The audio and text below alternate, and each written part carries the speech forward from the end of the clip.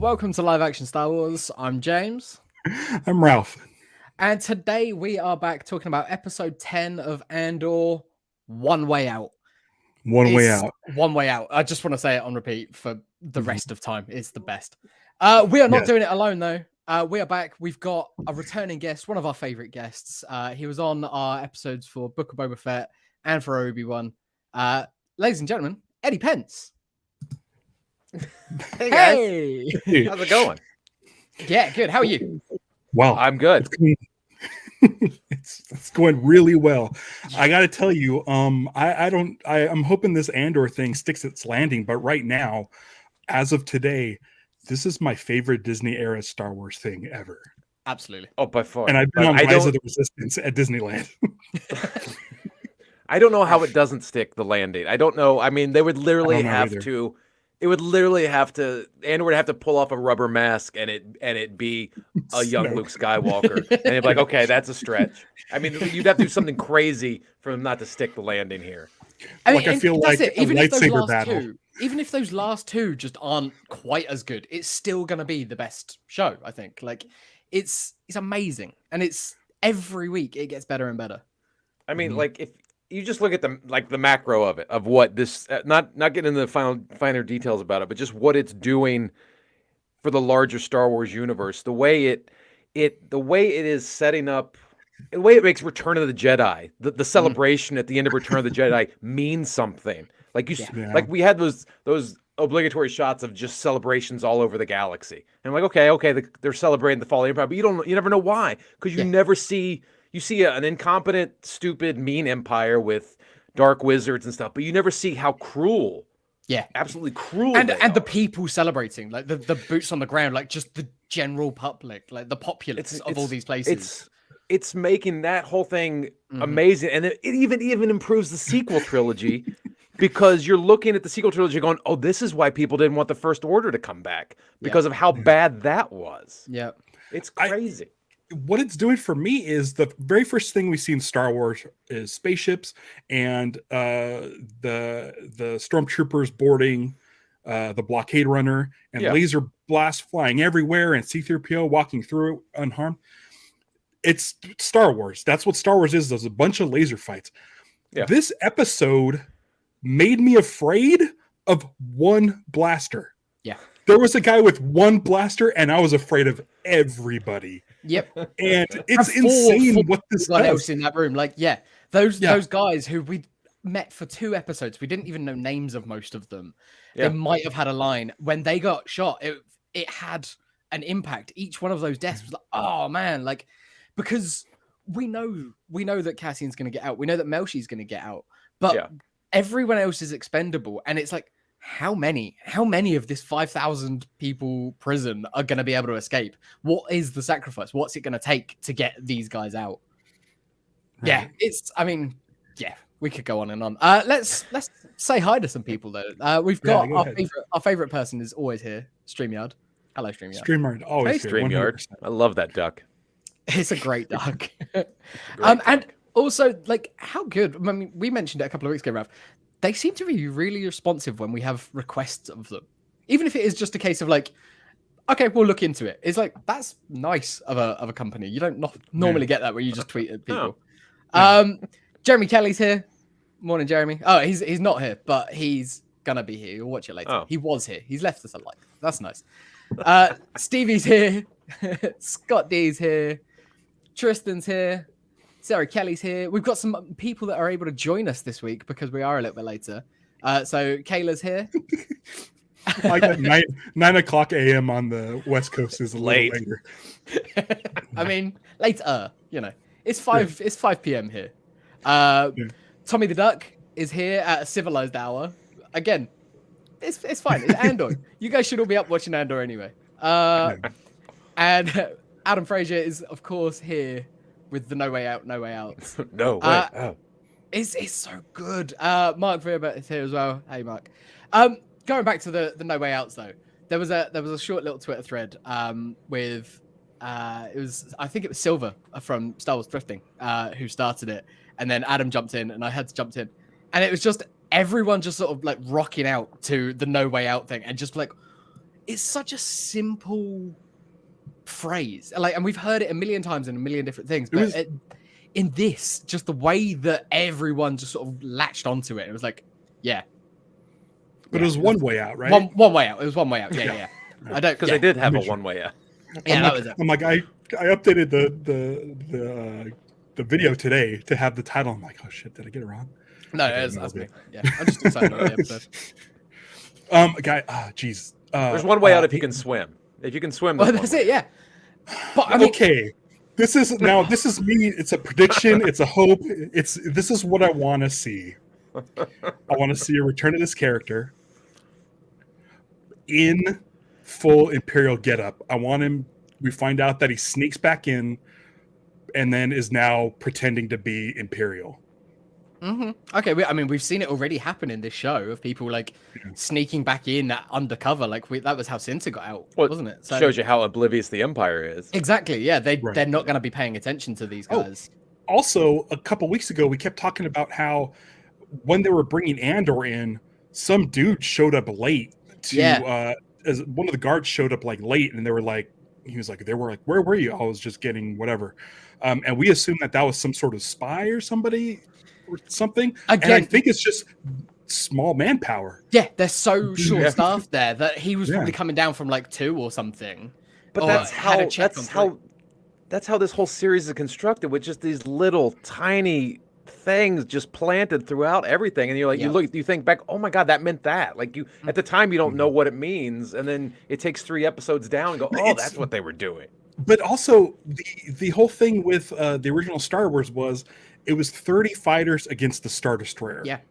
Like, it was huge. And we found out in Rogue One that the reason why there weren't that many fighters is because Mon Mothma wasn't sure about, like, the Rebel Alliance committing a military action. Military action. This show is showing us that Rebels outnumber Imperials. Like, the people that don't want this to happen outnumber it. But for some reason, the Empire is able to get their way in control. They have more guns and fear, which is like in any sort of like dictatorship or empire. It's usually you're outnumbered, but you rule through fear, which is what they do.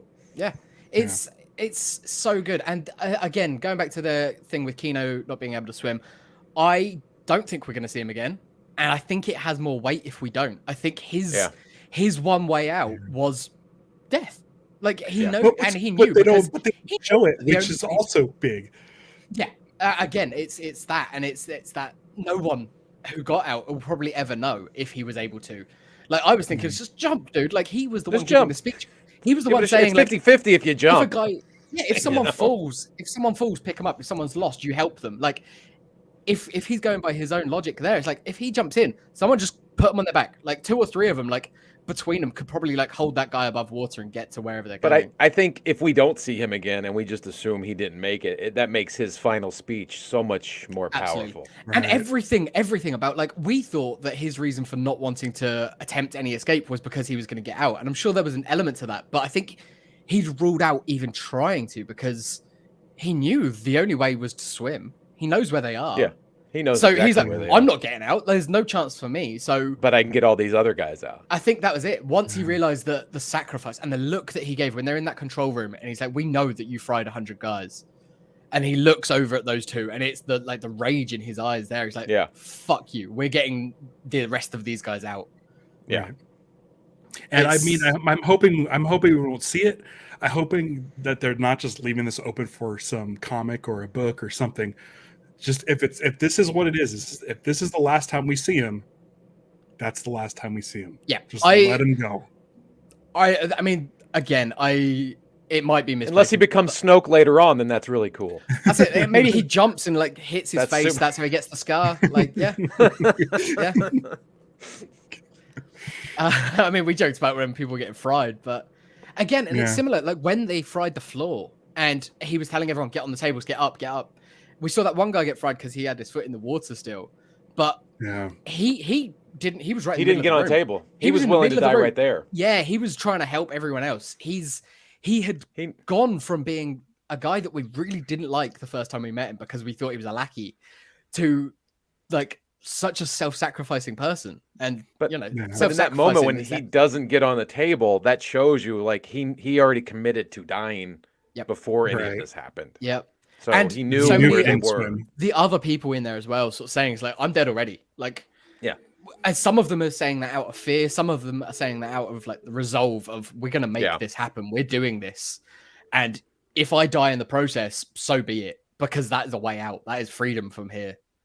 It's amazing. And my other favorite thing about this series has been the character study of what Mon Mothma has to go through to become the leader that she does of the rebellion. Because we've seen her in little bits and pieces in Return of the Jedi and Rogue One and the deleted scene from Revenge of the Sith, and you've read about her in some of the books and comics and all that stuff.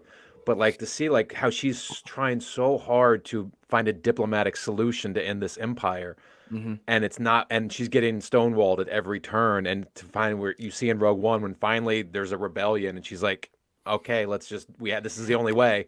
And it takes an act of rebellion within the rebellion. It takes Radish just saying, "Fuck it, I'm doing it anyway." Like, and like, because to see what she's giving up. Yeah, the sacrifices. Again, this episode she's willing to give her daughter up. It's insane.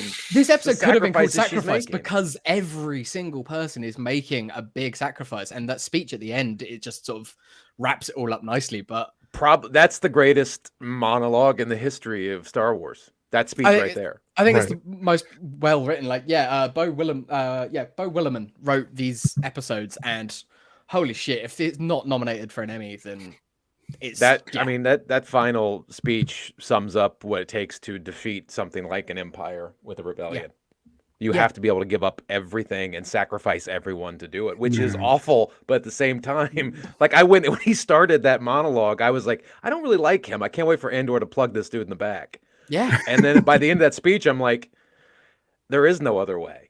Yeah. We've seen it again and again with his character, with Luthen, and where he's sort of saying, like, he's willing to sacrifice this amount of people for the greater good. And it's, and with this, where he says to this guy, like, to his face, he's like, sorry, you're trapped. And he's trapped in like two different ways. He's trapped in the rebellion and he's trapped in the empire. Like, no one is going to let him out. Throughout the entire Star Wars pantheon of everything, we've been fed hope. There's always hope for something. Yeah. There's always a way out. There's always the Force will guide us. There's if we come together, we can get out of this with hope. And he's like, there's no hope here. This is what this is. We all have to die to get this done. So when I was still writing every day, I did a whole thing about, like, there's a concept. I think it's mostly a book thing, but it's hope punk. It's like a sort of a subgenre, I guess. And Rogue One is it's sort of the epitome of a hope punk movie, where it's that hope, but in a situation where it's doomed. Like, it's the not giving a fuck. It's like, we're doomed, we're done. Like, but I'm still gonna try. I'm still gonna give it that effort, that hope. And this is just doing that to another level as well. It's like, who knows? Like, I might be sacrificing myself, but I'm still going to do it. I'm still going to try. Yeah, but it's one thing for like a small band of rebels going into Scarif to going, okay, we're probably not coming out of this, as opposed to what's his Scars? I keep calling him Skarsgård. To him going, I'm willing to sacrifice a bunch of people I've never even met before. Yeah. I'm going to send them all to their deaths because there's no other choice here. I mean, it's not like he's not making a choice like, I'm going to go sacrifice myself. He's like, these people are pawns to get the better thing done. Right. And that's what he's doing. Yeah. It's evil, but it's the only way. I made a couple of quotes because there was so much of it that was just excellent. And one of them was when they were jumping into the water, like as soon as they get there, Cassian turns to, I think it's Melshi that he turns to, and he sort of says, whatever happens now, we made it. And that just like straight away reminded me of Jin's speech when they get to Scarif, and she's sort of saying like, whatever happens, we'll take the next chance and the next one and the next one until we're out of chances, until we're done, like, but we'll take whatever we can, like by hook or by crook, basically. Yeah. And you can't unring that bell. They all know that once you start, you have to go. And that's one of the things that, like, Andy Serkis, Kino, you could tell he was wrestling with, like, when he said it has to be tomorrow. Yeah. He's like, listen, you're signing your own death warrant, whether it's tomorrow or in a week. Yeah. But if you don't do it tomorrow, there's you're just going to die on the floor. That's it. Yeah. Would you rather die on the floor or try to get Mm-hmm. this done? I thought it was really interesting that throughout the beginning of the episode, when they're making those plans, as they're coming back into their cells, everyone is asking Keith, so Cassian, like, what happened? Where is the other guy? What happened? No one is at that point talking to Kino, and it just shows that over that period of time, he, as the one person who, since he got there, has been like, we got to get out. We got to do something. Let's try this. He's made friends around the room. He's been working on scraping that pipe and everything. Like, yeah, they all are looking to him to lead, but he's not a leader. He doesn't want to be a leader. He's never a leader. Even through Rogue One, he's always just the best supporting player. He's the one who will back you up and will back Jin up, back Kino up, back Vel up in the every he's a wingman. He is. Like He's the ultimate wingman. It's that evident in that scene in Rogue One when Jin is told there is no rebellion, and she walks out to the hangar, and he's standing there with 30 men or 20 men or however many men. I got your rebellion right shows here. You. That's what it is. Yeah. I've been through this before. Let's go. Mm-hmm. Fuck, we're gonna have to watch Rogue One after this. I was thinking, do we do it after this, or do we hold off for a year or so and like do it after season 2? Like, I'd watch it again and again. Right. I think it makes Rogue One better with every like subsequent episode, and it I already makes loved everything. Like I said before, it makes the sequel trilogy better because you now know why you don't want the First Order back because of how bad the Empire was. Because you never see how truly bad the Empire is in the original trilogy. It's just a guy in a black mask, and there's lightsaber duels, and there's but you don't see it on the ground. You don't see how it affects people. But it's also like as Ralph was saying, like we see the starships, we got laser sword battles, we got all which this, is great, and I love all of it. It's awesome, and it makes like that feel like a movie, a big spectacle. It's like, here's the pay-per-view, let's watch the weekly wrestling. Like, it's the difference, and it's like, here's WrestleMania where we're gonna see everything happen, and it's all the stuff that's the stories have been getting built up, and that is more often than not better. And that's what this Disney Plus series has done better than, I think. And I enjoyed Book of Boba Fett, and I enjoyed Obi-Wan, and I enjoyed all of them. But what this one has done is elevate all the other previous things that's come before it. Yeah, which I don't think the other series have necessarily done that. I don't think they've been trying to, which is cool. Like, they've been trying to, but I don't know some of them. I think Obi-Wan was probably trying to, and I think it did to a certain extent in a different way. But like Mandalorian and Book of Boba Fett by extension, they're doing their own thing, and that's fine. That's good. They're doing their own thing, but it's not in any way elevating what already exists those movies. Whereas this is constantly. Ralph, you were talking about how the Empire rules, and I think it was Ralph, and about like ruling with fear, with power, and there's a line right at the beginning when Cassian and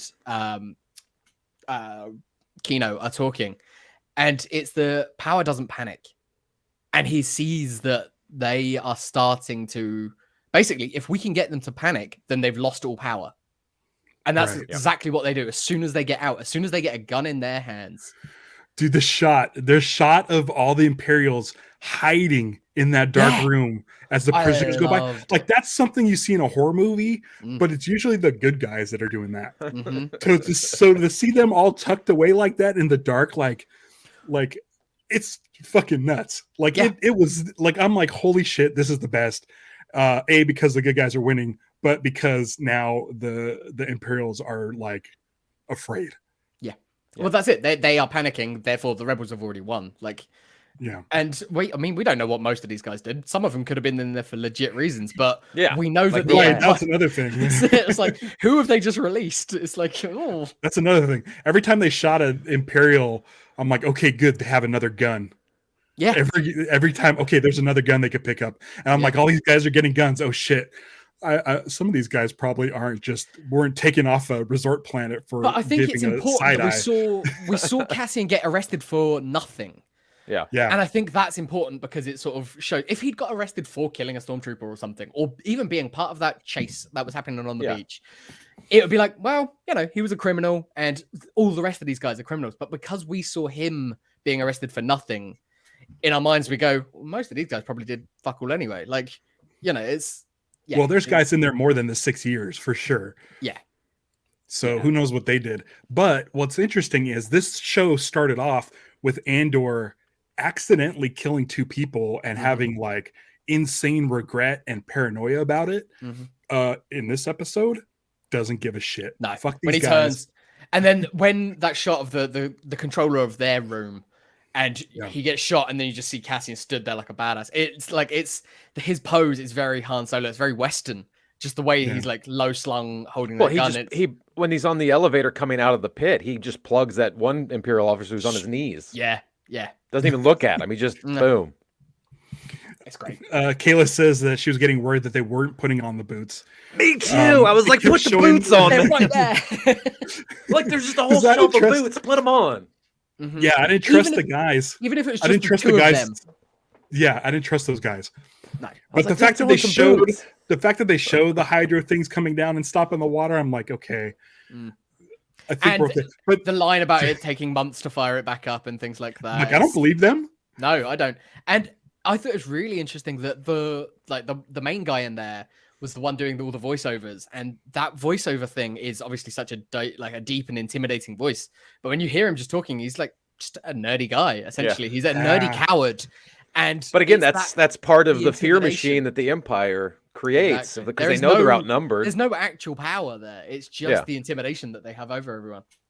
And you knew because we know where Andor ends up. Like, these guys are dead. Andor's just going to shoot these guys whether they turn this stuff off or not. Yeah.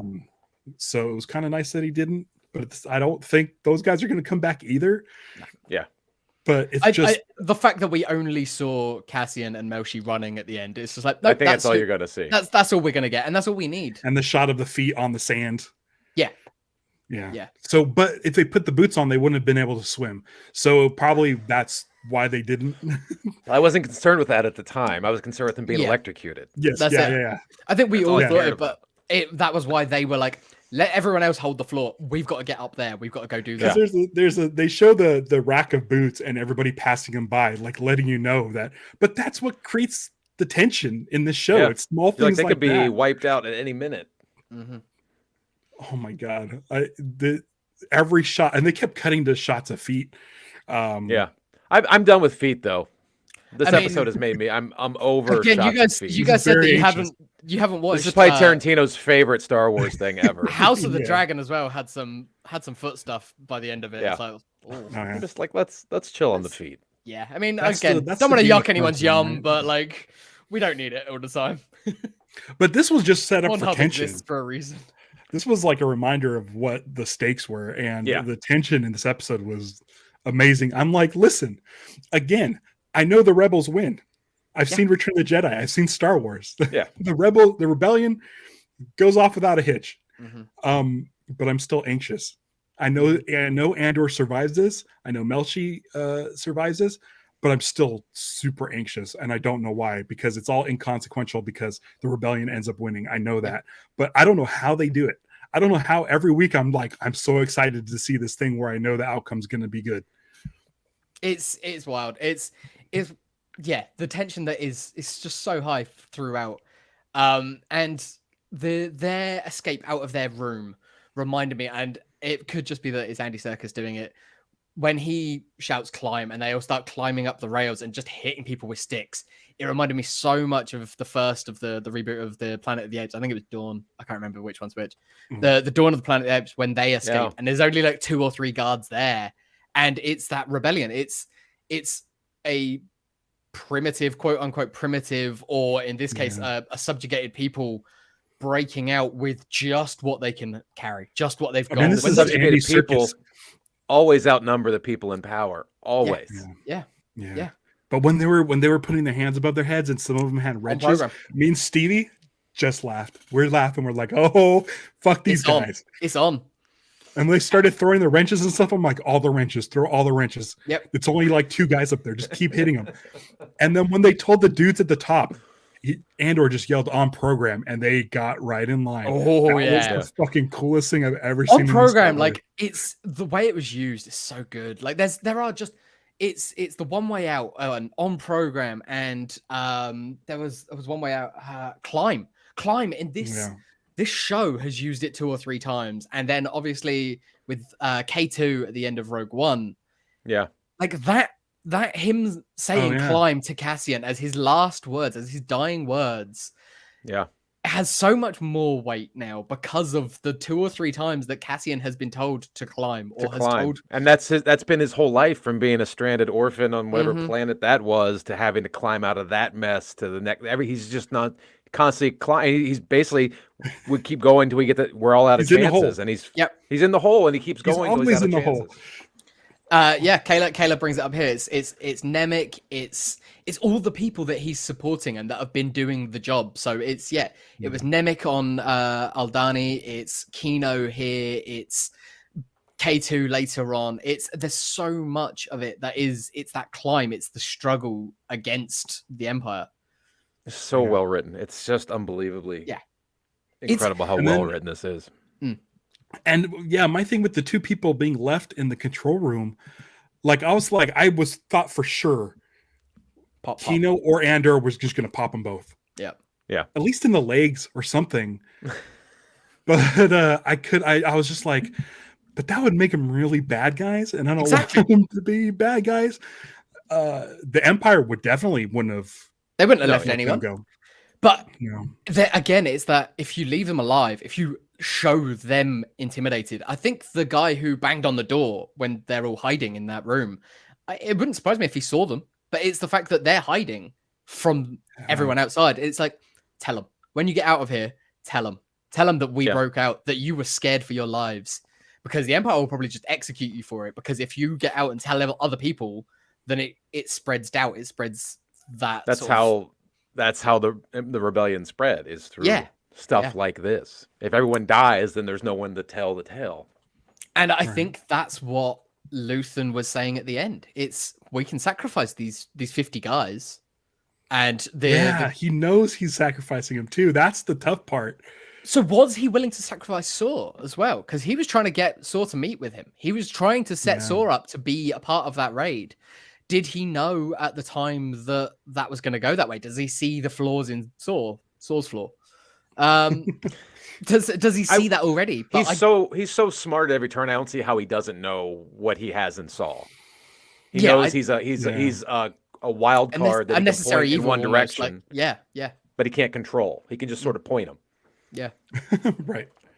Like if he'd had Saw's partisans as a part of that raid that has been mentioned a few times, like maybe he'd be like, well, screw it. If they're gonna set a trap, then we've got a trap for them. Maybe that's even like the plan currently. But is this going to be the last 2 episodes of this season? Is this Assault?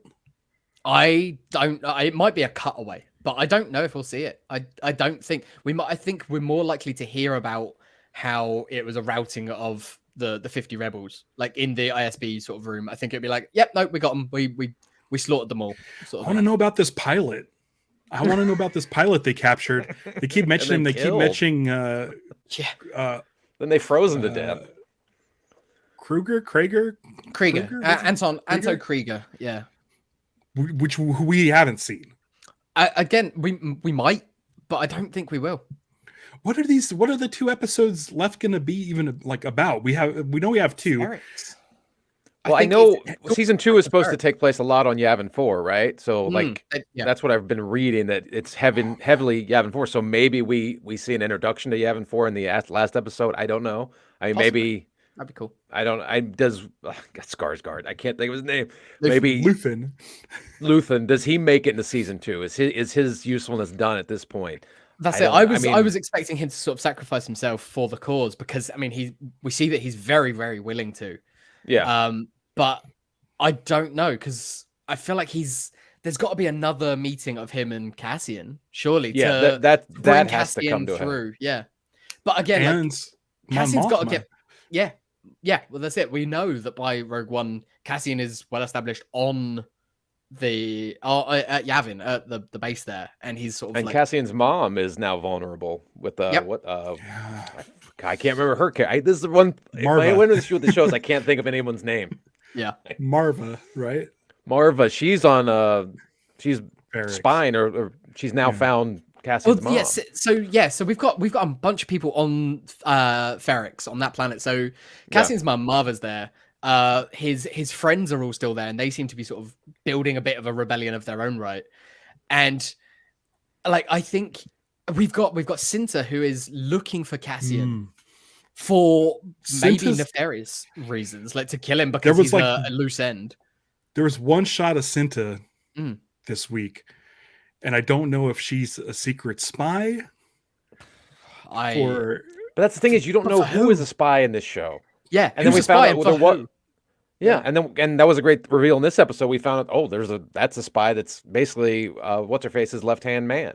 And we've been watching him all season long, like and with no clue of like, that could be sitting at that table, just sort of with the side eyes and just sort of looking a little bit worried. And he has had some like close-ups, and it's just like, oh, okay, this is why. That makes sense. But now, are we going to find out? Is there a spy on the other side now? Is there an Imperial spy somewhere that's infiltrated? I think if it is, it's Cinta. It's gotta be. She I don't. It's Mon Mothma's driver. Is that guy a spy? We've seen a couple shots of him looking around. And then everybody's looking around on this goddamn show. I know everybody's looking. It's a paranoid show. We're all paranoid for everyone in this show. I know where Mon Mothma stands, and I know where Andor stands. And like that's what builds the tension you were talking about. Is like, I'm drawn into this. I know the outcome, but where's the tension coming? It comes from like, you don't know who to trust. Yeah, it's not people from books. The story group didn't have to go hunting down like characters to inject into the show. It's all new stuff. There's not a lightsaber anywhere. Good. No, keep them away. There's been one X-wing and it wasn't flying. Yep. They made a blaster scary. Yeah. They made a TIE fighter scary. And like that's the only Star how Wars big shit did they other make that than TIE Imperials. fighter? It's awesome. The TIE fighter was fucking awesome. It could have been a Super Star Destroyer. The way they blew that thing up. They buzzed over him. Crazy. There was another guy on Ferrix though. When we saw that shot of Cinta, she walked off camera, and then there's a guy in sort of the archway, and we get a close up, and he's clearly watching as well. But who's that guy? Exactly, who's that guy? There's another guy.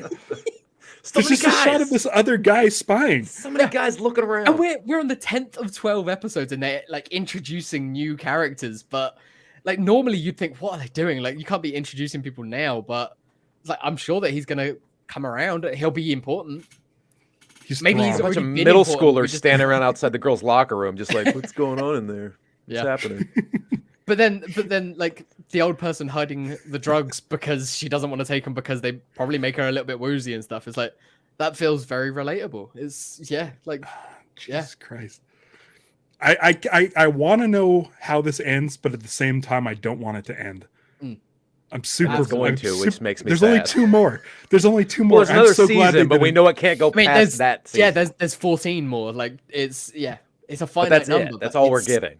But they said this season took 3 years to make, and they're just starting to work on season 2. So am I going to have to wait another 3 years? I don't think so. Well, I heard there was some issues with the original concept of the first season where Diego Luna was like, we can't. And then they brought Tony Gilroy in to fix everything up again, like he did with Rogue One. So I think that's why it took 3 years to get this season out. They were shooting it during COVID and everything, so it was like, there was a lot of issues. And when they're on location for everything, like you got to think that if they are going to be shooting a lot of interiors on Yavin, or at least cutting back to that, that's a set that they can build and they can use it a lot. Similar to Mon Mothma's apartment or Luthen's store, like that is a permanent fixture through the season. Are you anti-volume? I'm not anti-volume, but I'm really enjoying what they're. This show has made me more anti-volume, but I'm not. I think it's brilliant, and when it's used correctly, it's excellent. But the difference between this and Obi-Wan, like some of those shots in Obi-Wan, like they're so much better in this.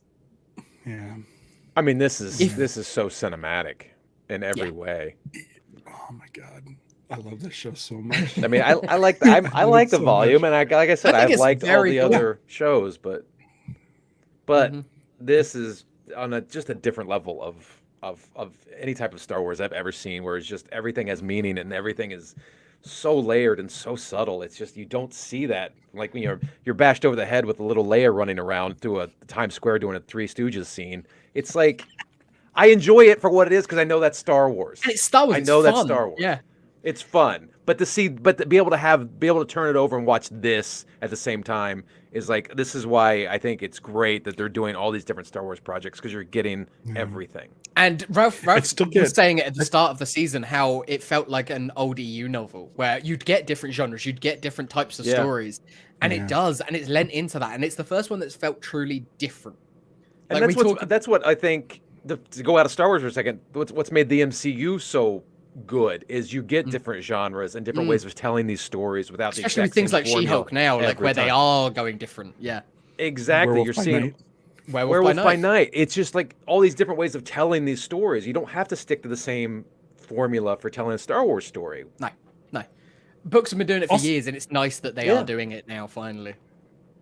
Yeah. The thing that bugs me, though, this is my soapbox of the week, is that Tales of the Jedi still pops up before Andor on the Disney Plus Star Wars page. And I'm like, no, Andor is like the pinnacle of Star Wars. Mm-hmm. It should be number one, but I understand. They should have released Tales of the Jedi after Andor season was over. I don't know why they did it right in the middle. So weird. That might have just been a Dave Filoni flex. Yeah, could be. But yeah, I don't know why they did it. But also, as we said, when Tales of the Jedi came out and everyone was bitching about it, cool. Give them a distraction.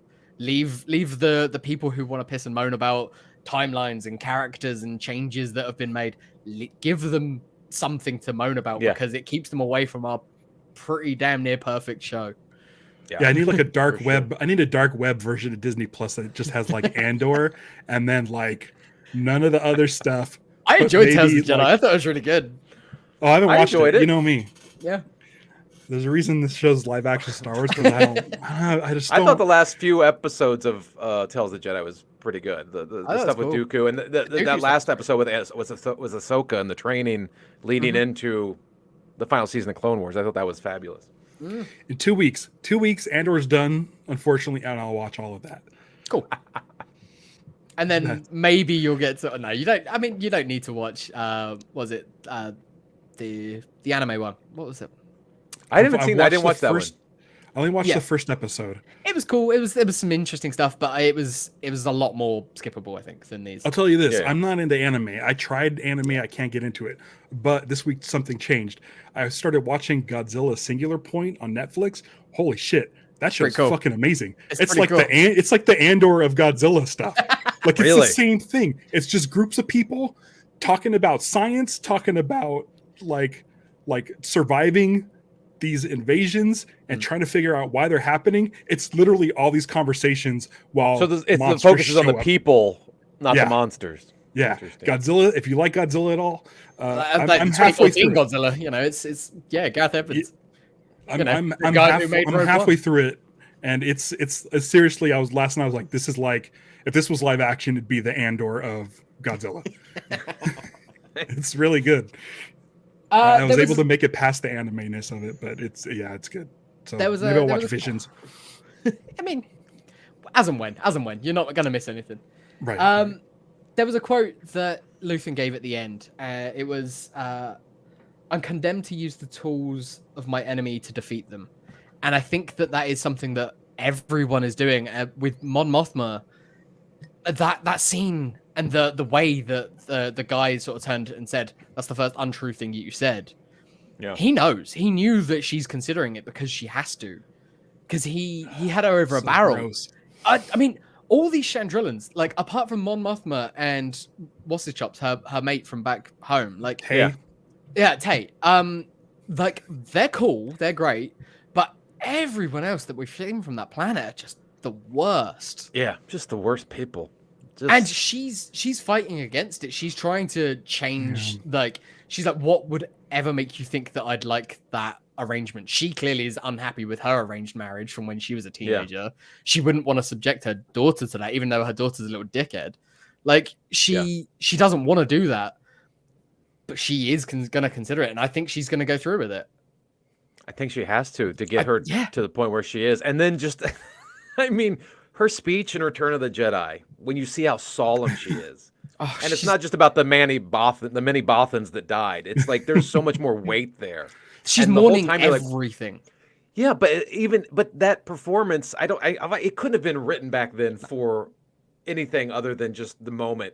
But it carries so much weight now over time to see like how solemn she is and how much weight is on her shoulders. And now this is all. But what's great about working to make that better? It's crazy. What makes it great in Return of the Jedi is we see her this whole time on Coruscant.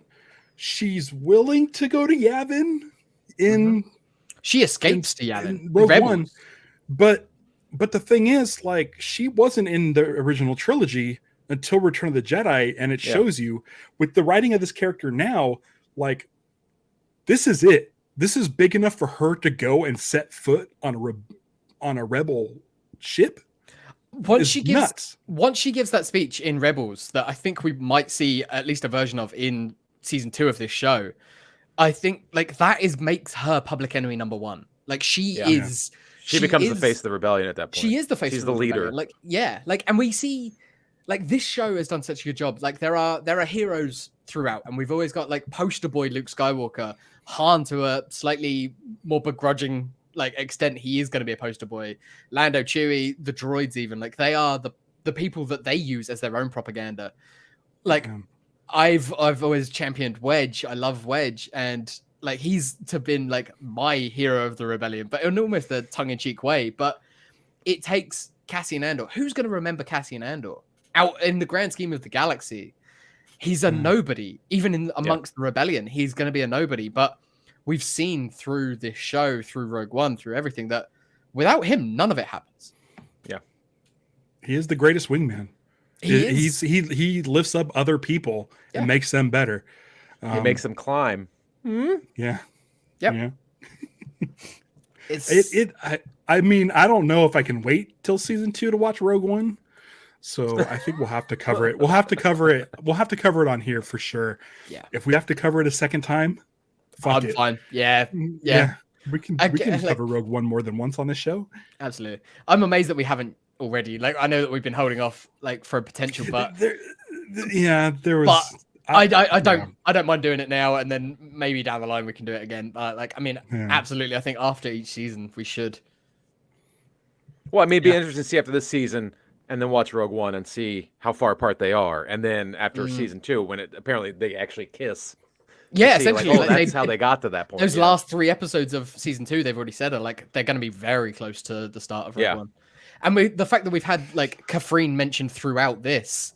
It's clearly a location that is important. And so where we meet Cassian on the Rings of Kafrene at the beginning of that, it's like, it's all going to marry up perfectly. It's going to come right up to that moment, I guess. I believe when he plugs that other rebel spy. Mm-hmm. I'm going to, like, when we do that, like maybe before season 2 of this, because there's loads of High Republic stuff, but I'm going to reread Catalyst, like the prequel to Rogue One book that had, like, this is doing all the Cassian Andor side of things. And that told... Galen Erso and Jin and Krennic and like their side of that story. It's a really good book, but like the 2 of those I think will be nice sort of counterpieces leading into that movie. It's cool. I'm not going to read it. I'll give you a play-by-play. Live action. Give me a play-by-play. I'll watch the cartoons. There's so much Clone Wars and Rebels and stuff. Like I was told James when we started the show, I'm like, I can't cover all that stuff, dude. It's too much. It's too much. Rebels Let's is great. Just stick with live action. I love Rebels. There's a few misses in Rebels. Clone Wars, there's some George Lucas moments, but for the most part, there's no misses in Rebels. I don't think. Yeah, I think we all love Rebels. Rebels is as good as most other Star Wars. Yeah. And again, it's the little things like with the Mon Mothma side of things. In this, and probably Saw Gerrera as we move forward, it's even making Rebel stuff better. Yeah, it's all of the elevating everything in Star Wars. Mm-hmm. Mm-hmm. Yeah, without being like self-referential or Easter eggy. Yeah. Yeah, like it's just like which was my slight problem with Obi-Wan. There were so many like nods and winks to everything. I'm like, okay, every episode doesn't have to have a nod and wink to something else. We can just tell a story, and if the story fits, throw it in there. Like, there's nothing really Star Wars in this show. Like I said, there's like 1 TIE fighter, 1 X-wing, and Imperial guys. And then what's-his-face's little museum has a bunch of cool little Easter eggs tucked in the back, but they're not brought out to like, here you go, Leia. Here's the holster you wore in a promo picture. But it's like, not that sort of stuff. Because it is. But I'm hoping we've got that store for that reason. It's just like, there they all are, and we put them all in one place. You go at it, go nuts. Like, but how cool was it? I think it was in episode 2 of Andor when you saw actual real clone troopers. Yeah. Not CGI clone troopers. Yeah. Actual armor of clone troopers. The first time we've ever seen that. Right. But the thing is, it's like I'm hoping that this show inspires other filmmakers to go this route. Yeah, I want more shows on dark web Disney Plus. I want more shows like that. I'm fine with the other ones, but let's do a sort of Lucasfilm. That's do one for them, one for me. Like let's kind of. I really like the way this is going, especially in the fandom. It seems like things are pretty quiet as far as complaints. Yep. Because it's all new characters. It's with the exception of Andor and Mon Mothma and Saw. Like it's all. And those are easy things to tie up in Rogue One. You can connect those easily in Rogue One without pissing everybody off with timeline stuff.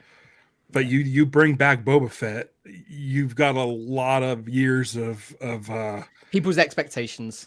Yeah, it's too much. So it's like I'm hoping that this shows people that like, hey, listen, we could still do good Star Wars, but we don't need to bring back the characters to try to lure you in. But it's the first one that's the only things that it's referencing or has any connection to is the already existing Disney era stuff. Like, so Rogue One and Rebels, like they are all from the Disney only era. So this is like a truly like now Star Wars. It's not having to harken back to like, the George of it all. Right. And it's not trying to be connective tissue to anything really either. No, it's telling its story, and like I said, when it's appropriate, they'll drop in the nod and the wink or connect something here and there, but they don't it's not like forced and like and I love Dave Filoni, I love what he's done for Star Wars, but sometimes he just crams an Easter egg into your face when you've had enough Easter eggs, and you're like, just stop. We're good. We get it. We're good. I always bring up Moochie and the Bad Batch. That's my go-to. Really, this is the origin story of Jabba the Hutt's Rancor. I'm like, we needed it. If it fits, great, but do not force it. Yeah. And sometimes he forces it. Yeah. Saw Gerrera fits into the story. Perfect. Yeah. Perfect. And he fit great in Bad Batch. Like that's the thing. It's the subtle ones, the ones that are done when it makes sense, that are so much better. And you can do references to other things. Like, that's it. Like this show has been full of references. Like we've had heists, we've had prison breaks, we've had all this sort of stuff. When they're breaking out, I mentioned the Planet of the Apes bit, which when you've got Andy Serkis, they're doing that, and the way that he climbs, just it felt like Caesar. Like it just felt like that. And the other thing that it reminded me a lot of, and I've heard people talking about it with this arc, is Ralph. I know you've not seen it, Eddie. I'm not sure if you've watched Avatar, the animated series Avatar. Oh, I haven't watched the animated series. No. It's amazing. It's as good as anything Star Wars. And there's an episode in one of the seasons of that, The Boiling Rock, where it's a prison break, very similar sort of prison break. And the way that they sort of kick off fighting off the guards in that is they tell this big dude, hey, can you start a riot for us? And he just picks up some small dude, throws him into a crowd and says, hey, everybody, riot. And that's all it takes. And it's just, it's played for laughs in that. And in this, it felt very similar, where it's like their plan is not complex. The way that they are just picking up the tools that they've got, it's easy to convey that amongst all the different rooms, amongst the different tables where they've got limited communication. When they're in their cells, you hear a guy in the background say, hey, speak up. Because, the idea is to keep them as separated as they can because they don't want them communicating. God, but when Malchi like shoots out the window and says, we're getting going, out. come with us. Come with us. And then just hits it and then just lowers the thing. Yep. And they all look around like, use whatever you can. Or that's it. It's like, you don't need the night shift people being woken up by this. It doesn't need to be Shawshank. It doesn't need to be Escape from Alcatraz. It can just be the numbers. Just throw numbers at them. And not everyone's going to make it, but the ones who do, will be thankful for those. But you're not going to make it anyway. Exactly. What's your alternative? Yeah, what is your alternative? Toby Hayes and Bo Willerman both need Emmys for this. Toby Hayes directed these three. I think he did the first ones as well, potentially. Or did others this season. And Bo Willerman for writing. Just amazing. So good. This is the one you submit to the Emmy. I'd say so. Yeah, for everyone. This may have been the best written anything Star Wars. It's the best beginning to end of this episode. It's the best Andy Serkis performance as well. Yeah. I think and that's a career. He was pretty cool as Kong. He's pretty cool as everything. The guy doesn't phone it in. He's really, really good. Yeah. And whether that's as a performance capture or live action, he's always good and he's always giving it his all, no matter what. But this just face acting. It's a term. I think Neil Miller saying everything without saying anything. Exactly. Yeah. What he does with a twitch of his mouth or with his eyebrows. Like just when he does this thing, he just pulls his hair back. It's the resignation of it. Yeah. Yeah. He's not just doing this. He's forcing himself through this. Earlier on in that room, he was the one. He was like straight away on station, like on program. He's there on program. Sorry, yeah, on program. He's right there. But then later on, there's so much intensity in just this. It's just and he tells you so much with just doing that. It's crazy. That's what we used as our artwork for last week's show. I was like, this is the moment. Like, this is a huge, you could see in just the still of him doing that. And what's going on and the weight of his character. Between him and Cassian having a butting of heads, he knows at that point that they've got to get out, but Cassian is urgent. And between there and getting to his cell where he just faces the wall and he's almost still on program, even if his hands aren't there, and he's just thinking it through. Cassian's filling in everyone with what just happened. Yeah. And he's there, and it's when he speaks up. He's the leader. He's the one who's got the voice. That's the final domino that Cassian needed to get everyone to go. You get him, you've got the rest. You got everybody. I think Cassian already had Melshi, because Melshi does a lot as well, in this episode, without saying much. Less is more.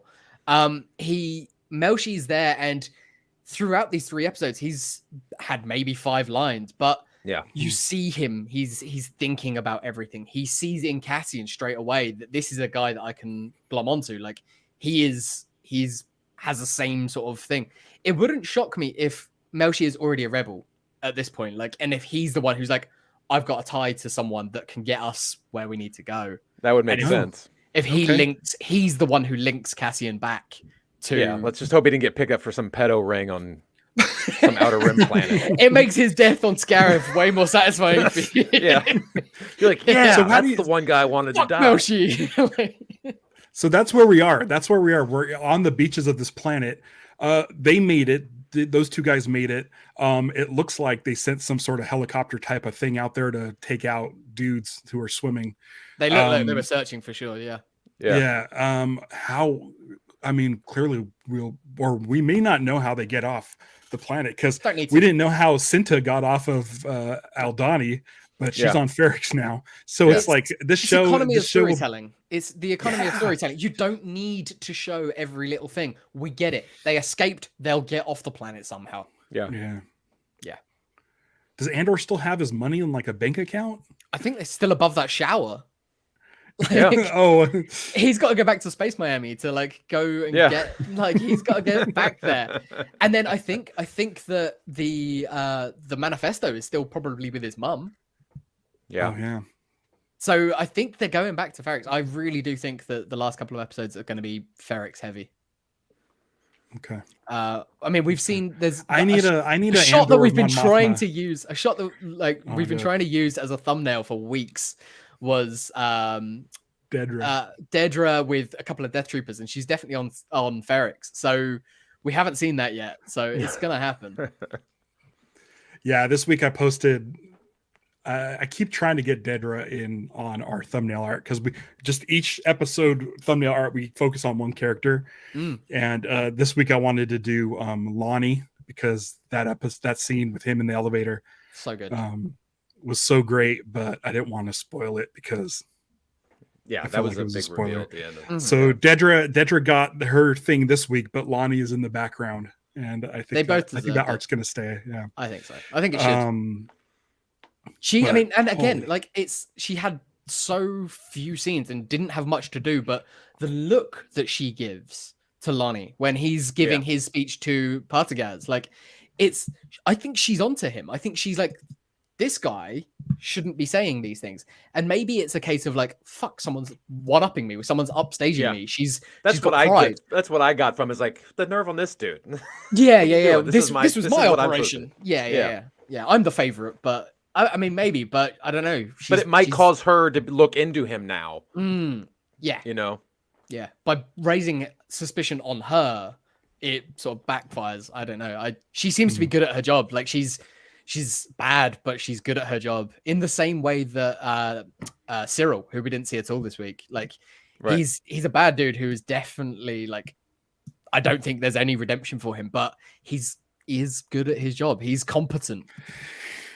Yeah, now he's a creeper that hangs out waiting for dinner. Does he take her out at the end of this? Does he take her out at the end of this? For dinner? Yes.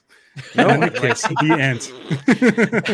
When she rejects him one too many times. I mean, because she's like, he sees her as his one way to get back into the Empire. He's the ultimate incel, though, isn't he? Like he is like, absolutely the ultimate incel. Yeah.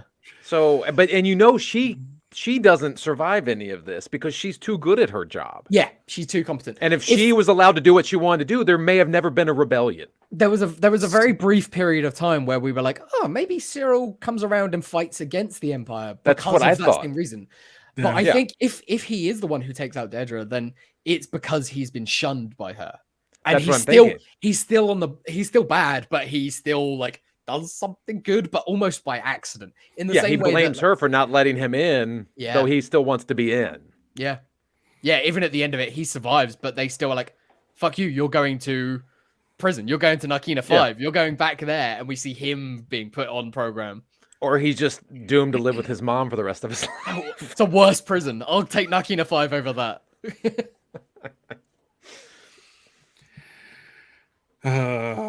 This show's great. Yeah. It's nice seeing some new people in the chat as well. Like I know that we're not always able to go at this time because I normally have to run off to work, and I'm gutted that for the next couple of weeks I'm not going to be able to do it a little bit later or go a little bit longer. But it's nice seeing people excited about this show. It's so good, and I hope people stay excited because I want more of this type of stuff. Yeah, well, season 2's like. Oh, that's already happening. Yeah, that's happening. That was the original plan, though, right? Was 2 seasons or was it 3? 2 seasons. I think it was 2. And I'm hoping. The episode count. I think the episode count was always the same, or like the number of hours of storytelling. But they split it amongst like it was going to be 3 over shorter seasons, and then they split it to 2. But they've had a story. They've always had their. And I'm hoping that Lucasfilm just sticks with the plan. I don't want to see anyone complaining that there's no lightsabers, and then next season is all like lightsaber every episode. I mean, Tony Gilroy is in charge. I don't think that's going to happen. He doesn't give a shit. He doesn't give a shit. And isn't it cool that we've got someone who can tell a story in this universe without the reverence? Like he doesn't. Yeah. He's obviously got respect. It's not a fan film. No, he's got the respect for it. He understands it, and he's playing in the sandbox. But he's brought his own toys to the sandbox, and he's doing his own thing. He's telling his own story. He's not borrowing George's toys. Yeah, which I want. He borrowed more of Mon Mothma and Saw Gerrera. Right, that's all he borrowed. We're kind of blank slates. Like Saw Gerrera has a long history, but only through stories that have been told really in the Disney era. Like he was in I before that. I bet you that George Lucas doesn't even know who Melchi is. Of course he doesn't. And good for him. He doesn't need to. Yeah. Like I'm happy for him. Like yeah. I would like to see his thoughts on this show though, because it's so well done. But George has always been like, Star Wars is supposed to be for 12-year-olds. This isn't. Yeah, it's not a George Lucas show. No. I mean, you know, how old's your kid? Is he watching 13. the show? He watched. It's been interesting because I didn't know how he was going to take to it because it is a slower show and it's dialogue driven. Dialogue driven. It's very dense. Sometimes you have to watch an episode twice, definitely, just to hear everything. But he's loving it. Like he's wrapped up in it. But other kids at his school, like I was like, do other kids watch this show? And I guess a lot of them have said it's boring. Like a lot of the other 13-year-olds in middle schools think it's boring, and it's too. And Colton's like, yeah, but it's so cool because it's dark. And they were all like, Obi-Wan's dark. I'm like, Obi-Wan was not dark compared to this. So well lit. Obi-Wan is like, Fantasyland at Disneyland compared to this. Yeah, 100%. But he's really enjoying it, and I guess some of the kids he was talking to have liked the last few episodes more. I guess because it was building towards the escape, and there's more tension, there's more action. So I think kids are getting into it. My kid loves it from the beginning because he loves everything Star Wars. But I think kids are hooking onto it. Good. But again, it's cool that we've got something that doesn't need to cater. We've got so much Star Wars, and there's room for everything. Like, not everything has to be for everyone. Visions isn't for everyone. Like, Tales of the Jedi might not be for Ralph if he watches it. Like, the books don't need to be for everyone. The comics don't need to be for everyone. But everyone can find something.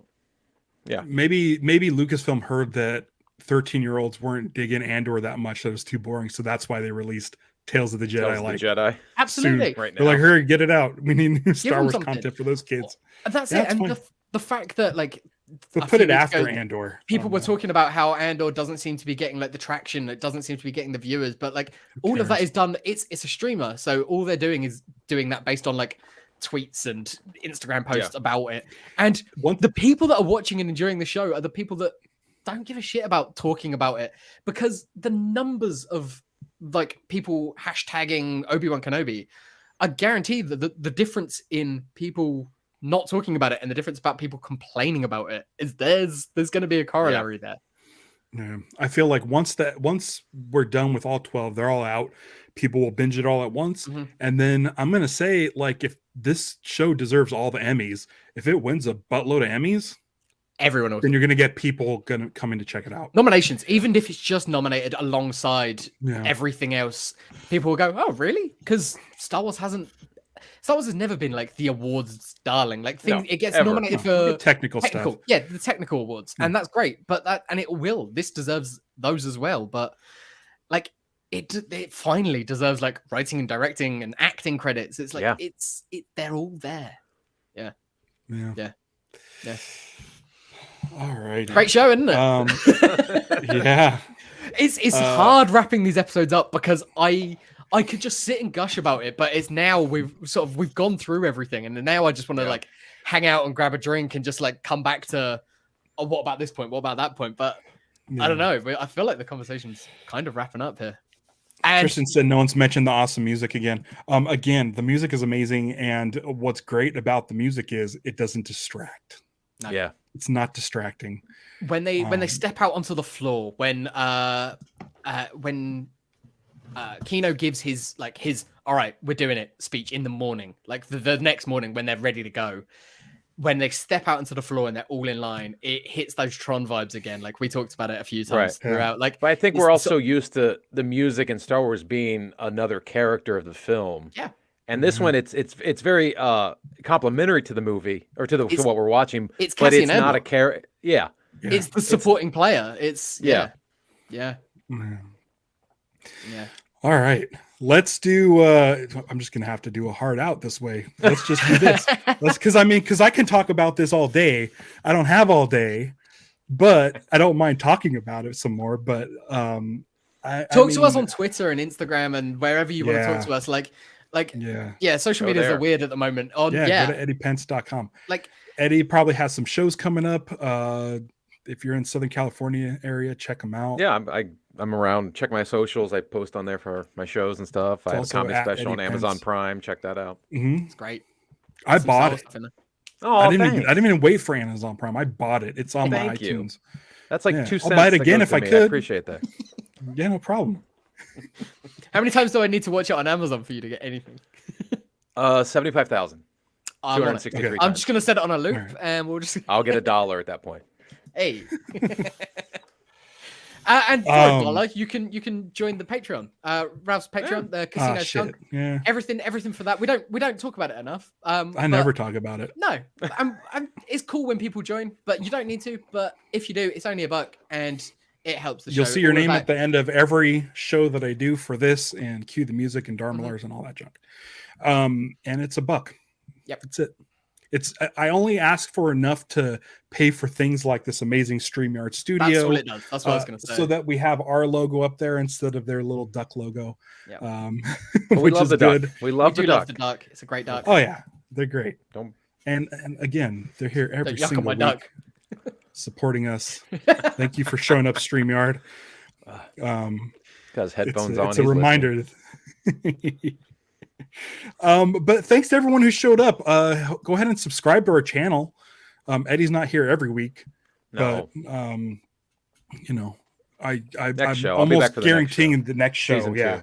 Absolutely. Season 2. Or Ahsoka's next. You want to come back for Ahsoka? I think Yeah, Mando, then Ahsoka. Mando season 3, I think, is next, right? Mando, That's January, right? Wanna do that Ahsoka, one? Acolyte, Andor. I think that's gonna be the order. All right. Whether we get them all next year or if they sort of bleed over into 2024, but yeah, We always get love Mando, having I you think, on. in January. Yeah, You'll we probably always come back for that. love having you on, Eddie. It's always nice. Oh, when thanks we've for got having me. I show to appreciate talk it. about. So yeah, absolutely. Go follow us. We want to talk about this. I think all three of us probably want to carry on talking about this. So hit us up on Twitter or anything. Like, we'll be around. So please just talk to us about it. I'm happy to. Yeah. So until next week, everybody. I just want to stay. I just want to stay and talk. I just want to stay and talk about Andy. Yeah. Don't give in to hate. Celebrate the love. Punch it.